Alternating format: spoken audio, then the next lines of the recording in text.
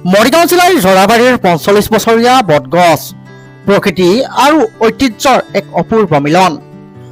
আধুনিকতাৰ খামধুমীয়া যান্ত্ৰিক জীৱনৰ ব্যস্ততা বাঢ়ি অহাৰ লগে লগে আমাৰ পৰিৱেশৰ পৰা হেৰাই যাবলৈ ধৰিছে পুৰণি গছ গছনি। কিন্তু তাৰ মাজতে ব্যতিক্ৰম হিচাপে থিয় দি আছে নগাঁও মৰিগাঁও সংযোগী ৩ নং ৰাজ্যিক ঘাইপথৰ কাষৰ জৰাবাৰীত অৱস্থিত এজোপা বিশাল বটগছ। বিগত প্ৰায় ৪৫ বছৰ ধৰি সগৌৰৱে থিয় দি থকা এই বটগছজোপাই এতিয়া কেৱল পথচাৰীয়ে নহয়, প্ৰকৃতি প্ৰেমীৰো দৃষ্টি আকৰ্ষণ কৰিবলৈ সক্ষম হৈছে। স্থানীয় ৰাইজৰ ভাষ্য অনুসৰি এই গছজোপাৰ ইতিহাস অতি পুৰণি। ৪৫ বছৰ পূৰ্বে গছজোপাৰ কাষতে থকা শিৱ মন্দিৰৰ ভাগ স্থাপন কৰাৰ ঠিক পাছতে ইয়াক ৰোপণ কৰা হৈছিল। সময়ৰ সোঁতত মন্দিৰটোৰ লগতে গছজোপাও ডাঙৰ দীঘল হৈ এক বিশাল ৰূপ ধাৰণ কৰে। এই মন্দিৰ বহুত দিনৰ অনুষ্ঠান, কিন্তু আমি লাংটা কালৰ পৰাই পাইছোঁ, শুনিছে? এই লাংটা কালৰ পৰা আমি পাই এই মন্দিৰটো উঠি আহিছে, আমি বহুত ভাল পাইছোঁ। তাৰমানে আমাৰ যিবিলাক পূজাৰী আছে, পূজাৰীকো আমি ভাল পাইছোঁ।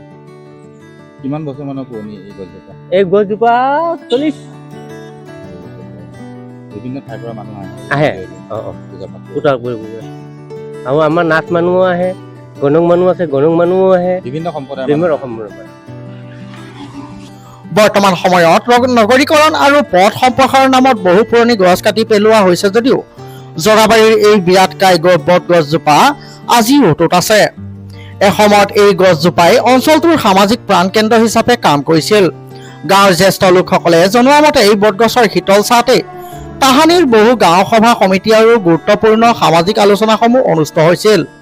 গছজোপাৰ তলৰ সেই নিৰিবিলি পৰিৱেশে গাঁৱৰ মানুহৰ মাজত একতা আৰু ভাতৃত্ববোধৰ এনাজৰীডাল সুদৃঢ় কৰি ৰাখিছিল। ৩ নং ৰাজ্যিক ঘাইপথেৰে অহা যোৱা কৰা যাত্ৰীসকলৰ বাবেও এই গছজোপা এক আশীৰ্বাদ স্বৰূপ। গছজোপাৰ বিশাল ডাল পাত আৰু বিস্তৃত ছাই তীব্ৰ গৰমৰ দিনত পথচাৰীক এক অনন্য আৰাম প্ৰদান কৰে।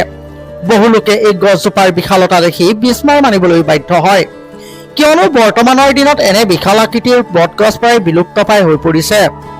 প্ৰকৃতি আৰু সংস্কৃতিৰ মিলনভূমি স্বৰূপ এই ৪৫ বছৰীয়া বটগছজোপা কেৱল এজোপা গছেই নহয়, ই মৰিগাঁও জিলাৰ জৰাবাৰী অঞ্চলৰ এক পৰিচয়। স্থানীয় সচেতন ৰাইজে বিচাৰে যাতে চৰকাৰ আৰু প্ৰশাসনে এই ঐতিহ্যবাহী গছজোপাৰ সঠিক সংৰক্ষণৰ ওপৰত গুৰুত্ব দিয়ে।